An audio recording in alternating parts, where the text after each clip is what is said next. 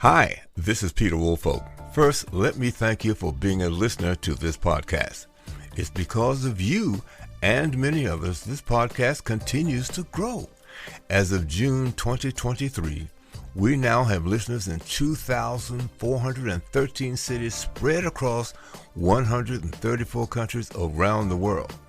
Now, of course, between 70 and 80% of our listeners are right here in the U.S. I want to continue to provide public relations information you can benefit from in your PR projects and programs. If you have an idea for an episode, please contact me. Several of our episode topics have actually come from our listeners, and in most cases, those listeners are also our guests to discuss that topic. You can reach me via our website, publicrelationsreviewpodcast.com, or our U.S. phone, 615-502-0473. I really appreciate your being a listener. So please share this podcast with your colleagues and leave us a review. Once again, we thank you so very, very much.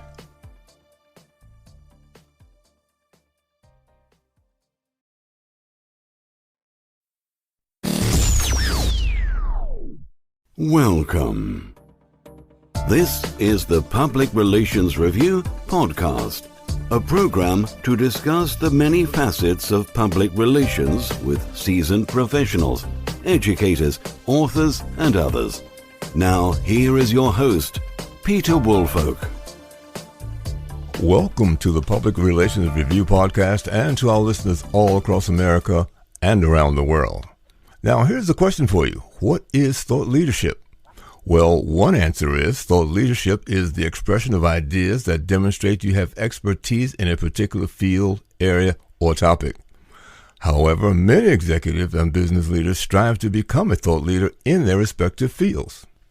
Now, understand that it takes dedication, patience, strategy, and education. My guest today will amplify what it takes to become a thought leader. Joining me today from New York City is Don Bates, APR and fellow APR. He is the principal of the Bates Company, where he specializes in public relations and business writing. In addition, he is also a consultant, trainer, and a retired adjunct professor. So, Don, welcome to the podcast. Well, thank you, Peter. I'm glad to join you. Look, so from your experience and your perspective, just what does it take to become a thought leader? It's always a very good question. Certainly the person has to develop the knowledge of their business and their profession. I always tell people to read books about public relations, about marketing, about trends and issues in business. You know, be up to date on what's happening around you and in your organization. And then be able to present it, articulate it, so that the people around you are inspired to do better work and for you to help as a thought leader to lead the troops in the right direction, not necessarily arrogantly, with some humility, but somebody who cares about their job as something more than getting a paycheck and being there 40 hours a week. Somebody that has some intellectual interest in the company's goals, success, the success of its top people, the success of the people around them. It's not rocket science, but it's a kind of interesting thing that there aren't a ton of people who fit that model. They're usually people that have spent time in the trenches, who have been thoughtful about what they are, who've been mentored. I had tremendous mentors over the year who basically said, this is a problem, you need to know more about this, go to. And I've always found that doing research, talking to people like you, other senior leaders, other thought leaders, you glean all these qualities and then you got to embrace them and use them in your daily practice. Mm-hmm. And I think one of the other ways that one identifies is that they're sought out. They, being thought leaders, are sought out simply because they have the qualities that you speak about. And people have begun to respect them for not only who they are, but what they know and how they go about explaining this to other people. Yeah, a big thing is to be a trusted leader, as it were. To be, first of all, to show up as credible, concerned, thoughtful, and then people will begin to identify you as a person who's trusted, that they can talk to, they can talk with, they can ask questions of, and not feel threatened, feel like this person's interests are not just about their own, but mine, so to speak, the person that's talking to you. So you have to be a mentor in the people you work with and around you. And by doing that kind of stuff, you gain the credibility. It's not something you say, I'll check these boxes and I'll be credible. I think you show up as knowledgeable, articulate, concerned, and interested in doing something larger than just advancing your own interests. And we can add well-respected as well. Absolutely. I've always been proud that that's how I showed up in the business, in the profession, in whatever I've ever done. And I felt one day Bob Dylan Schneider, who's a thought leader, obviously, of some note, I had lunch with him one day, and he said, Don, you know how nice your reputation is? And I'm not a guy that is concerned with my reputation in the sense of, wearing it as a badge on my chest. But I was so kind of thrilled to hear it, and I said, really? He said, yeah, people really respect you. And I said, well, they don't say it. He says, they're not going to say it. If you're good and you show up, they're gonna want to talk to you. They're gonna want to involve you in what they're doing. They're gonna want you to be a leader in all kinds of ways, whether it's issues, whether it's the practice, whether it's an activity. And I walked out of that meeting, and I was feeling very proud. And then about an hour later, I said, but that's all irrelevant. I've got to keep going the way I was going. Yes, he complimented me.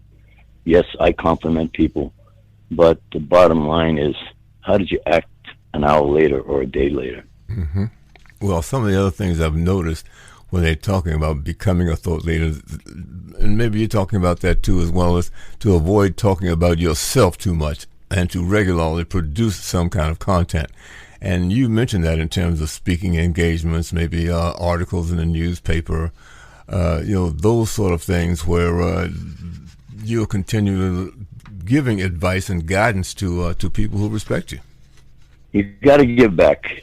You've got to try to create more knowledge. You've got to clarify the knowledge. I make it a point to probably publish 2 to 4 articles a year, little essays, commentaries.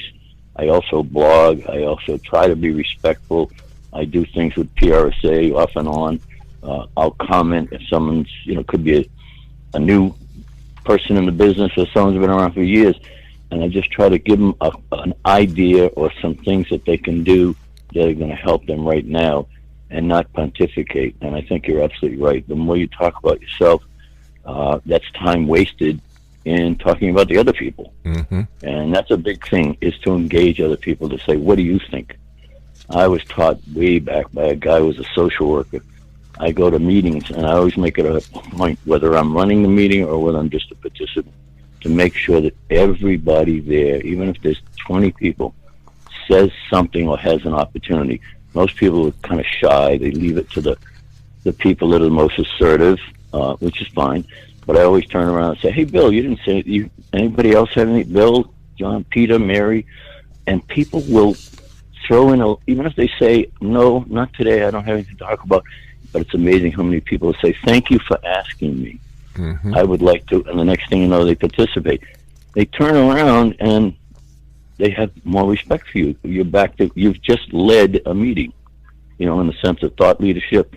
You've just led a meeting by getting everybody to say something, mm-hmm. and not leaving it up to Don and Peter and 3 or 4 people that are always kind of on top of things.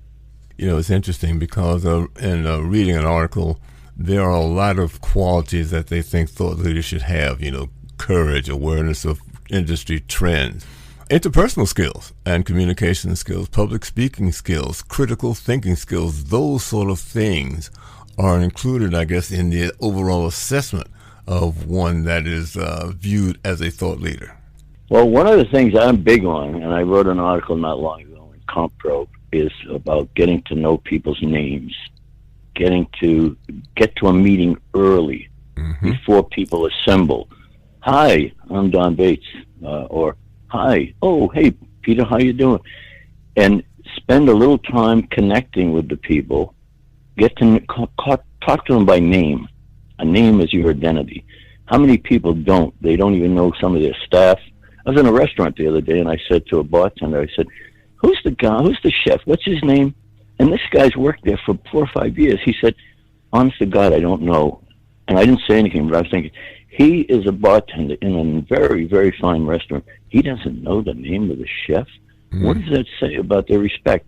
Fast forward, I heard that the bartender was fired because he got into a fight argument with the chef, and it all came out that he was considered ineffectual. The bartender didn't care about the people there. Gone. So knowing the people, talking to the people, I used to tell my sales team, go to a meeting a half hour, an hour before it starts. And they'd say, why? I'd say, that's the only time you're going to have a chance to have quality time, in effect, with the people you want to talk to in terms of whatever the business was at that time. And they would begrudge it, but then they'd come back and they'd say, oh, I met this one, I met this one. You show up when the meeting starts, how much time do you have to talk to anybody except the business at hand? So personal skills, knowing the person's names, writing them down, if you have to practice them, identifying people, complimenting people when something's really great. Someone's a great idea at a meeting. Give it away. Just say, damn, Mary, I haven't heard anything that cool in so long. And the person feels like they belong. And they own. You build ownership among people as a leader. You build people ownership in the company, in the program, in the division, in the piece of writing. It's more, life is more than just checking the boxes. It's making sure that what needs to be done is done despite checking the boxes. That's the key. Nobody in top management ever says, did you do this, this, this, and this? They want to know, how's it going? It's great. We've been getting terrific press. So we had a wonderful event, or the president showed up and he told me to send regards to you and your kids. That's all they want to hear. They want to know, no surprises. Things are moving ahead. They don't want to know the drill. You're hired to do the drill. And they're not. They want to know, is it happening? Are you making it happen? You do that, and they turn around and they say, that guy, Bill or Don or Peter, they're a comer. Move them up. One of the other things, and I think we're basically thinking the same way in terms of leadership, and that is, leaders should know that people in their company like recognition. Yes, they're doing a good job, I'm speaking to them today. And as you said, giving some recognition at a meeting or a presentation, or asking how the family is doing, accomplishments of the kids, that sort of thing, that goes a long way in terms of making people respect you and want to work for your company and for you. Right, but do it genuinely. It can be a little bit, you go to a meeting, you got to work the room, but you want to be genuine. How's the kids? And remember, I heard your kids going to college. Terrific. That's great. Little tiny things. Then you say recognition. Their identity is about how they feel about themselves. And if you don't let them talk at meetings, and you don't say, Bill, you never, or you get them beforehand, say, Bill, you never speak up at the meetings, and I get it. You're kind of quiet and shy. Do me a favor today. Would you, I'm going to ask you at some point, would you talk about such and such, because you did such a great job on it. And the next thing you know, this person's, their skin is glowing, their eyes are bright, and they want to do more. Absolutely. So I write things about people. I write things that I think are going to be useful to people, and I almost never write anything with not having takeaways, because I don't want the person to read it and think, oh, what a terrific writer he is. I want them to say, oh, there's 3 ideas I can share with my staff, or 3 ideas I can use in my own, on my own every day, or that I can tell my kids. Now, you were an adjunct professor. Did any of the things that you taught in college cover the leadership area here? Oh, sure. I taught at Columbia. I taught at NYU. I taught at George Washington University. In fact, I set up a graduate degree program at GW. So leadership comes up constantly. The problem sometimes with college courses and graduate school is there's a curriculum and a set of courses that you have to cover. And some of them are very mechanical. They're not always about management, although management issues come up. But I always used to, at the end of my classes, similar to the way I write articles, I'd say, okay, guys, let's take the next 15 minutes and let's talk about what did you glean from this? Mm-hmm. And not whether you get an A or a B, and just any comment. What did you glean from this that was going to help you in your career? And they might say, they're talking about writing, they might say, Well, it had nothing to do with writing, but you said something, or Mary said something about learning people's names. You know, that's probably the most important thing today. And I'm going, great. Anything that they can contribute, but let them have an opportunity to express it. Mm-hmm. I've had students say nothing. I didn't like it. It was a boring class. Terrific. Can you tell me why, or do you want to say in front of the class? I'm a grown-up. Sometimes I say, well, you know, you talk too much about this, or Mary was talking too much about herself, or everybody here seems to be too preoccupied with what happened to Biden and Trump yesterday or something. And terrific. It's contributing to the whole. It's making the process work. It's making people learn, contribute, talk, discuss. To hell with the fact that I went over what's a good news release. Mm-hmm. They get that. They'll get it. What they need to know is the what am I dealing with? What do I need to do? What are my goals? What does management want? How do I enable that in such a way that I move the company forward, or the nonprofit forward, or the government agency forward? And you can just feel good at the end of the day, even if no one pats you on the back. If they pat you on the back, that's icing on the cake. You know, from time to time, as a result of this podcast, I've been asked to speak to college PR students, virtually, and I've done that to some universities all around the country. And one of the things that I want to talk to them about is not what you're learning in your PR classes, but what does it take to advance? What are people looking for once you get in there and you have a job? And they're looking for doers, people who are willing to take on the extra work, who are interested in knowing how to get something done. You know, let's call it the office politics. How does that work? Is there any benefit to that? Who do I need to know? What do they need to know about me? Those kinds of things that help them, rather than doing, yes, we want you to do the job that you're assigned. But the office politics are some things that aren't assigned, but they're built in, and you should know what they are and how do you navigate these successfully. Right. Well, you should be, certainly in the public relations field, you should think and act like a professional. Mm-hmm. You should look at your job every day as not just Don Bates doing his thing, but Don Bates doing what he's responsible for, and in such a way that not only does it get done by me, but enables other people to do it as well. So just being aware, as you say, of who's in the office, what they're concerned with, listening to who they are, and finding out, because sometimes there are people that just don't connect with you in the beginning. They don't. You may be a threat. They may feel you're too powerful, or you're not powerful enough. But to get to know them, so you say, hey, you want to go out for a cup of coffee, or go out to lunch, not to talk business, just to chat. And the next thing you know, you got a friend. And friends want to help each other. Mm-hmm. Even if it's a reluctant friend, they want to help you. So getting to know the people, getting to know the turf, but in particular, knowing the goals. And if you don't know them clearly enough, talk to the people that are in charge. Find out what other, it's easy to say, oh, I write a news release. Okay, fine. But how many people stop and think, what are our goals for the company? And is there some way I can get that into the news release? Mm-hmm. Even though the news release is about a can of sunscreen, one of the goals is to become big in pharmaceuticals, to say it's that. And so in there you could say sunscreen, and then you could put it there. Maybe they find a paragraph or something from the annual report or somewhere where you say, we're number 3 in the production of sunscreens, or we've been awarded this or that.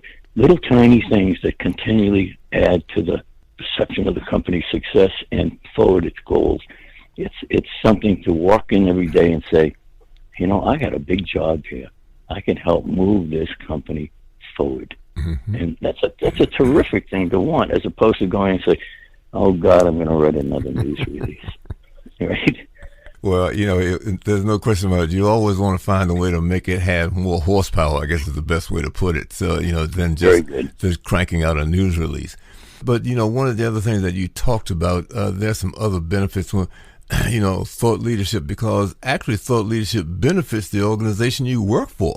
And maybe Absolutely. Some people don't necessarily recognize that, and they don't necessarily become a thought leader to do that, but it happens anyway because of the respect that your company gets as a result of the way you have handled yourself. And no business that I know of no nonprofit that I know of, no government agency I know of, can move forward successfully if they don't have people who are thinking ahead, thinking about what needs to be done in the larger sense, as opposed to what the report said or the plan said, moving with the moment.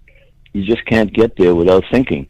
And the thinking is, can be loosey-goosey, but you got to keep your eye on the ball and keep saying, well, how can I do it better? How can I make this move? How can I achieve this particular goal? Or how can I add something in the speech? Or how come at the activity, what can I do to make sure that everybody gets a chance to talk? Or how do I get the CEO to appreciate something being done by somebody somewhere in the company that you think is someone who's a star?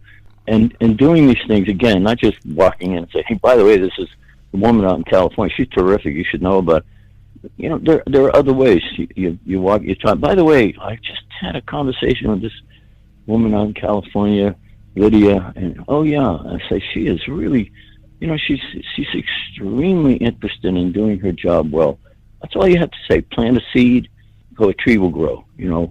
Plant a seed so that people will feel like, I'm going to get better and the company's going to recognize me. And if they don't, if you do your job and you do it well, I used to have people, I had a PR firm for years. I used to say to people when they first came, if you ever want to leave, let me know. I will give you as much time as you can to prepare for that, as I don't want to have you suddenly walk out on a Friday night for whatever reason, money or your relationships breaking down. I want to help you, but I want you to do it in such a way it helps me. Mm-hmm. That's what people on top want to know, that I'm being helped. They want to know that the ball's being kicked down the field. All the minutiae is fine. That's for the people in the trenches or for you as a manager or a boss. But the top dogs, I never heard one sit there and say how many news releases you write. They just want to know. That story we got in the Wall Street Journal, I wish it had sent more of this or that. Put that in your head. Next time you do something, an interview with the Wall Street Journal, make sure you get that handled. And you don't have to brag. You don't have to brag about your success. You really don't. It shows up. Well, Don, you've actually provided us with a great insight in terms of being a thought leader or wanting to be a thought leader and what you need to get there. Are there any closing remarks that you think that we might benefit from before we call it a day? Oh, there's so many in a way. I just think to go back over what I said, if you can tolerate it, listen to it for another half hour and take some notes and some takeaways. And I think the most important thing, it's kind of, I don't mean this in some politically correct way, but it's up to you. Take the reins quietly with some humility, show your stuff, work on behalf of the organization, do things for others, do things for the organization, do things for top management. You'll be recognized. And if you're not, and you move on to someplace else, you'll have had all that experience that you take with you. Well, Don, thank you so very, very much for being our guest today on the Public Relations Review. And if you've enjoyed the Public Relations Review podcast today with Don Bates, please, drop us a note. We'd like to hear from you. We'd also like for you to share this information with your colleagues and friends, and also join us for the next edition of the Public Relations Review podcast. Thank you. This podcast is produced by Communication Strategies, an award-winning public relations and public affairs firm headquartered in Nashville, Tennessee. Thank you for joining us.